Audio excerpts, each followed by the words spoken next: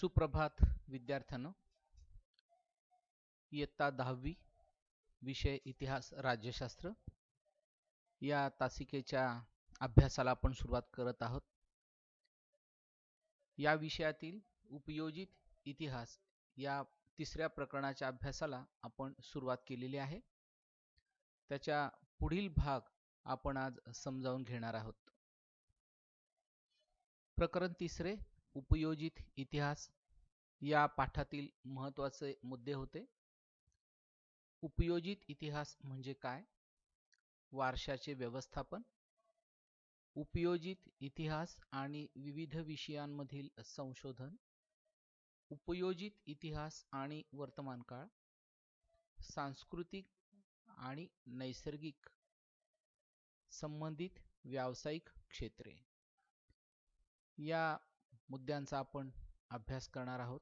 त्यापैकी उपयोजित इतिहास म्हणजे काय या मुद्द्याचा अभ्यास आपण मागील तासिकेला केलेला आहे.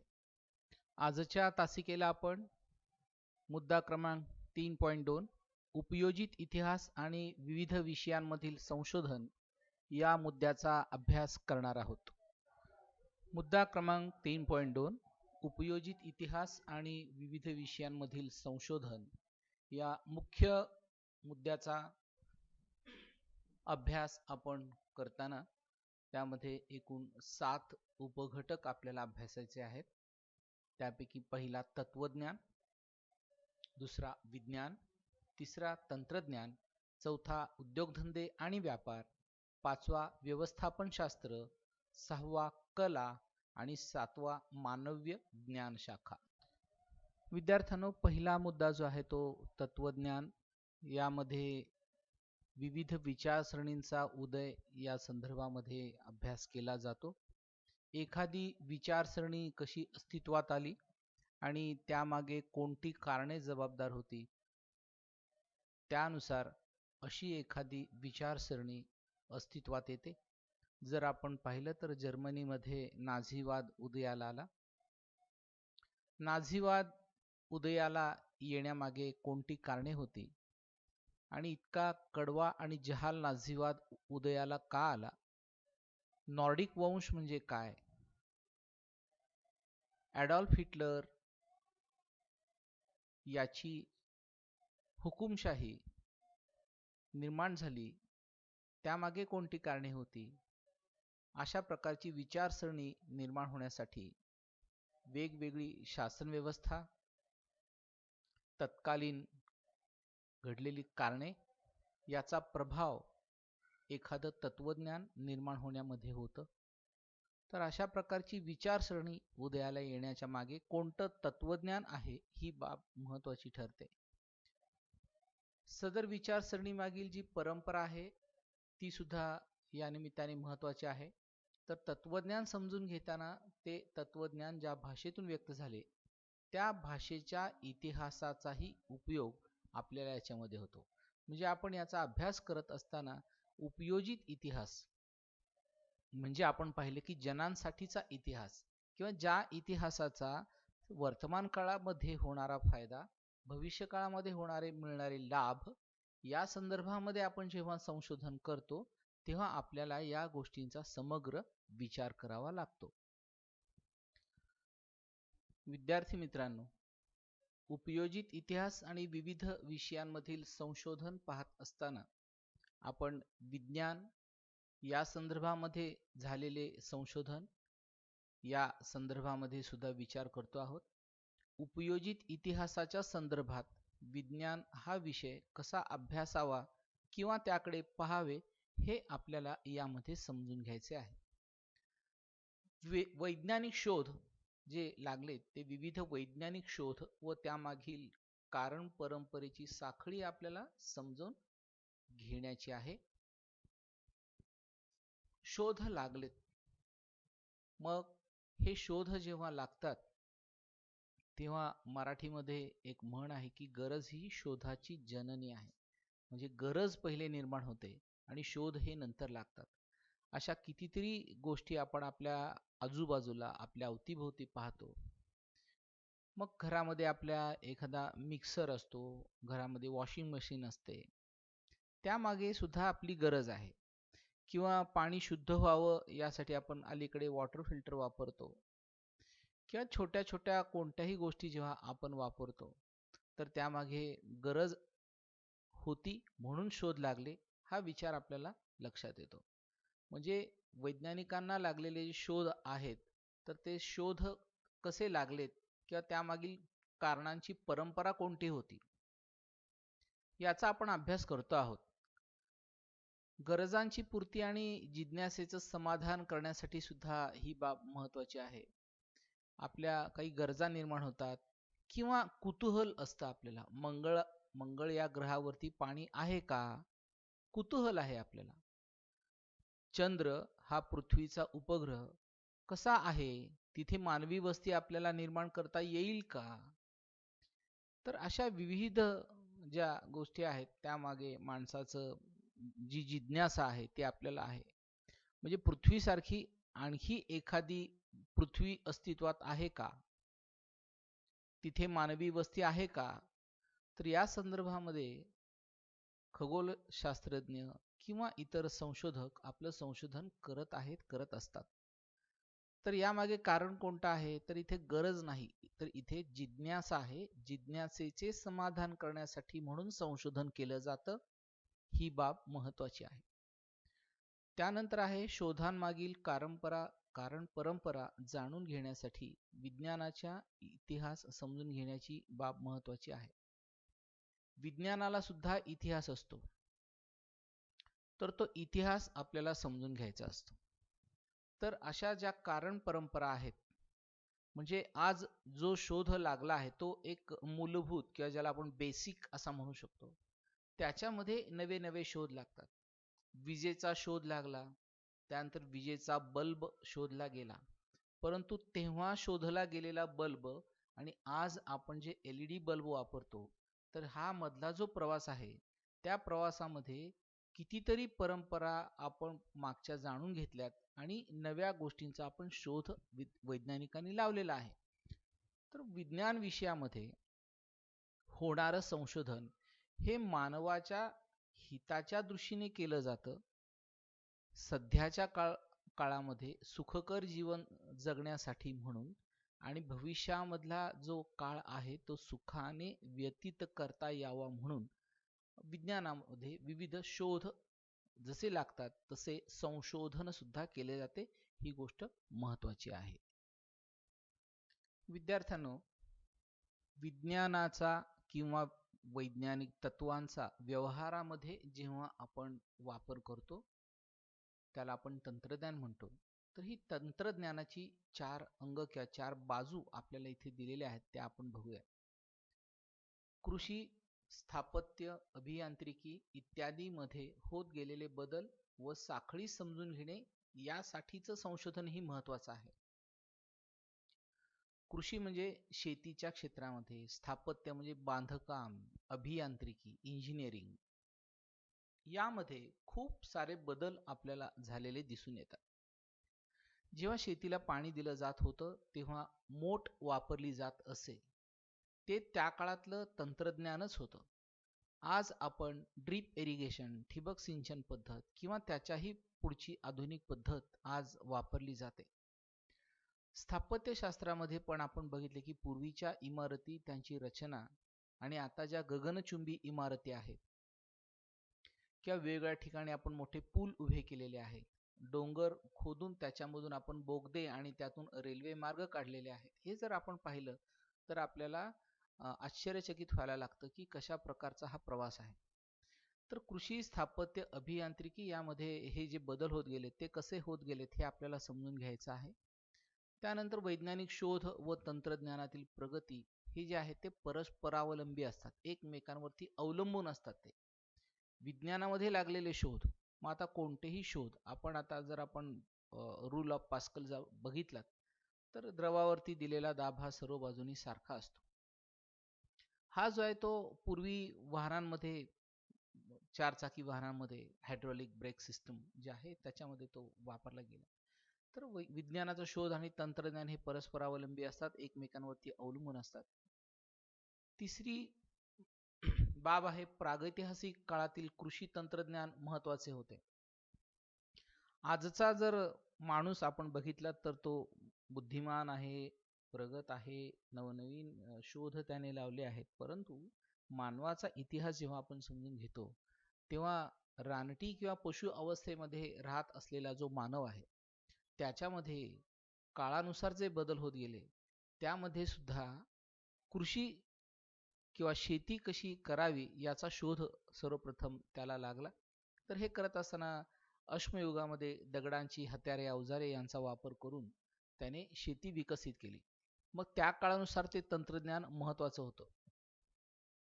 तर प्रागैतिहासिक काळ म्हणजे आता त्या काळामधल्या मानवाने जीवन जगत असताना आपल्या अवतीभोवती, आपल्या परिसरात, आपल्या सभोवती असणाऱ्या वस्तूंचा तंत्र, अवजार, साधन म्हणून वापर केला आणि आपलं जीवन सुखकर केलं. तर त्या दृष्टीने ते तंत्रज्ञान महत्वाचं होतं. चौथी बाजू आहे की विज्ञानाच्या प्रगतीमुळे उत्पादन प्रक्रियांचे यांत्रिकीकरण होत गेले. विज्ञानाची प्रगती जी आहे, त्या प्रगती झाल्यामुळे उत्पादनाची प्रक्रिया आहे तिचं यांत्रिकीकरण होत गेले, हे आपण आज पाहतो. म्हणजे पूर्वी जात्यावरती पीठ दळलं जात असेल तर ते आता घरामध्ये आटा चक्कीमध्ये दळलं जातं. किंवा इतर कितीतरी गोष्टी आपण बघितल्या की एका ठिकाणाहून दुसऱ्या ठिकाणी करावा लागणारा प्रवास हा विमानांमुळे सुखकर, सोपा, कमी वेळात होणारा झाला. अत्याधुनिक प्रकारच्या ज्या शस्त्रक्रिया आहेत त्या जरी आपण बघितल्या तर त्याच्यामध्ये खूप बदल होत गेलेत.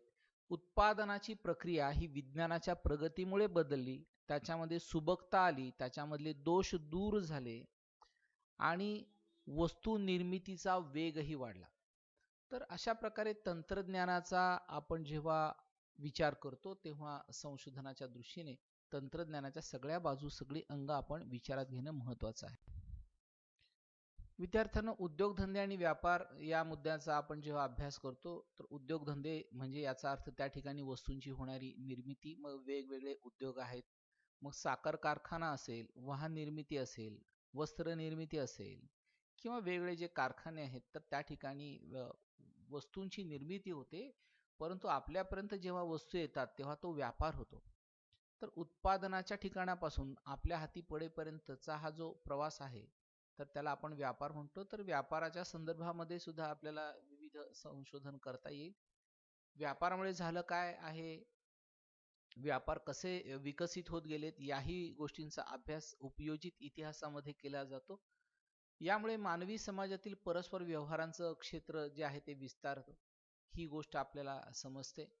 म्हणजे शेतकरी शेतामध्ये ऊस पिकवतो, ऊस तोडणी करणारा मजूर असतो, कारखान्यापर्यंत ऊस घेऊन जाणारा ट्रक चालक असतो, कारखान्यामध्ये ऊस उतरून घेणारा वेगळा मजूर असतो, ऊसावरती प्रक्रिया करणारे परत वेगळे यंत्रसामग्री असते, त्याची देखभाल करणारे तंत्रज्ञ इंजिनियर्स असतात.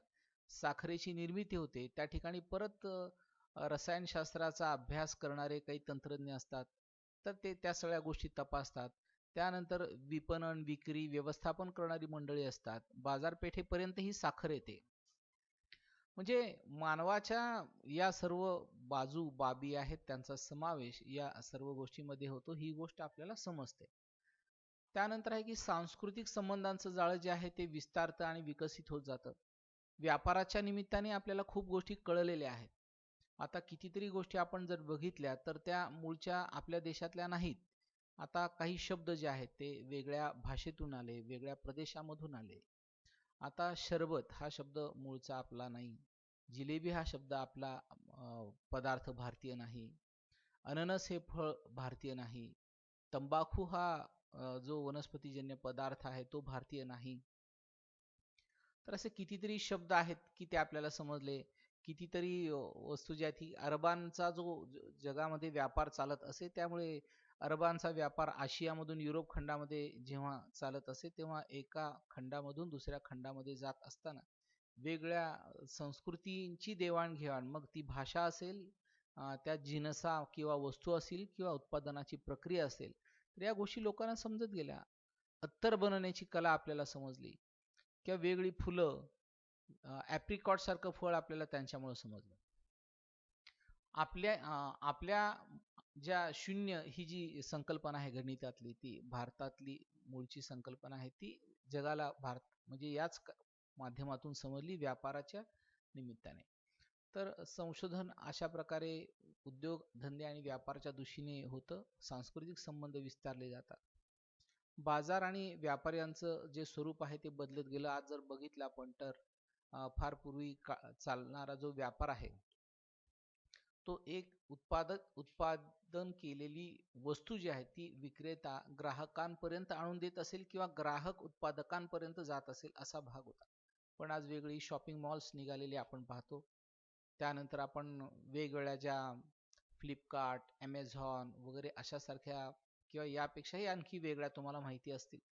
तर अशा प्रकारच्या ज्या ऑनलाईन व्यवस्था आहेत की तिथून आपण वस्तू खरेदी करू शकतो. म्हणजे कधी काळी अरबांनी उंटावरून व्यापार केला तो आज आपण ऑनलाईन करतो. म्हणजे उद्योगधंदे आणि व्यापार यांचं स्वरूप काळानुसार बदलत गेलं. त्यामागच्या बाजू सुद्धा आपल्याला समजून घेता येतात. तर हा सर्व प्रवास समजण्यासाठी सांस्कृतिक आणि सामाजिक रचना, आर्थिक व्यवस्था इत्यादीचा अभ्यास करणे ही गोष्ट खूप महत्त्वाची असते. विद्यार्थ्यांनो, पाचवा जो उपघटक आहे तो व्यवस्थापन शास्त्र. व्यवस्थापन म्हणजे मॅनेजमेंट हा इंग्रजी शब्द आहे की जो बहुतांशी अलीकडे आपल्या सगळ्यांना प्रचलित आहे, वापरात आहे. तर असं जे मॅनेजमेंट स्किल आहे, तर यामध्ये सुद्धा कशा प्रकारे संशोधन होत गेलं ही बाजू सुद्धा आपल्याला या निमित्ताने समजून घेण्याची आवश्यकता असते. तर उत्पादनाची संसाधने म्हणजे कोणत्या वस्तू, यंत्रे, मनुष्यबळ हे वापरलं जातं ही सगळी संसाधने आहेत. त्यानंतर उत्पादन कशा प्रकारे होतं ही उत्पादनाची प्रक्रिया आहे. बाजारपेठ ज्या ठिकाणी मार्केटिंग होतं, वस्तूंची विक्री होते. तर यासाठीचं भूतकालीन व्यवस्थापन कसं होतं म्हणजे पूर्वी कशा प्रकारचं हे व्यवस्थापन होतं ही गोष्ट आपल्याला या व्यवस्थापन शास्त्रामध्ये समजून घेतली पाहिजे. अलीकडे आपण बघतो शेतकरी आपल्या शेतामध्ये कापूस पिकवतो. कापसापासून धागा आणि धाग्यापासून वस्त्र निर्मिती होते. परंतु या प्रक्रियेमध्ये शेतकरी आपला कापूस विक्री केंद्रावरती घेऊन जातो. त्या ठिकाणी लिलाव होतात किंवा त्यांना किमान दर दिला जातो. त्याप्रमाणे ते त्यांची वस्तू कृषीजन्य उत्पादने जी आहेत ती त्या ठिकाणी त्यांची विक्री होते. मग हा जरी भाग आपण समजून घेतलात तरी आपल्याला हे लक्षात येईल की आता सध्या कशा प्रकारचं व्यवस्थापन हे चालतं. आपल्या घरामध्ये सुद्धा छोट्या छोट्या कार्यक्रमाच्या दरम्यान आपण व्यवस्थापन करतच असतो. मॅनेजमेंट हे केलं जातच असतं. व्यवस्थापन हे कौशल्य आहे. तर उपयोजित इतिहासामध्ये या व्यवस्थापनाचं शास्त्र पूर्वी कसं होतं आणि ते आता कसं बदलत गेलेलं आहे आणि या दोघांवरती कोणत्या गोष्टींचा प्रभाव पडतो ही गोष्ट समजून घेणं महत्त्वाचं आहे. आणि या साखळीमध्ये गुंतलेल्या विविध स्तरावरील लोकांची परंपरागत मानसिकता जी आहे ती सुद्धा आपल्याला समजून घेणे ही गोष्ट महत्त्वाची असते. तर ही मानसिकता समजून घेणं महत्त्वाचं आहे. या सर्वांचा जो डोलारा आहे, ज्या सामाजिक व आर्थिक संस्था आणि संघटनांवर अवलंबून असतो, त्यांचा इतिहास समजून घेणं ही गोष्ट खूप महत्त्वाची असते.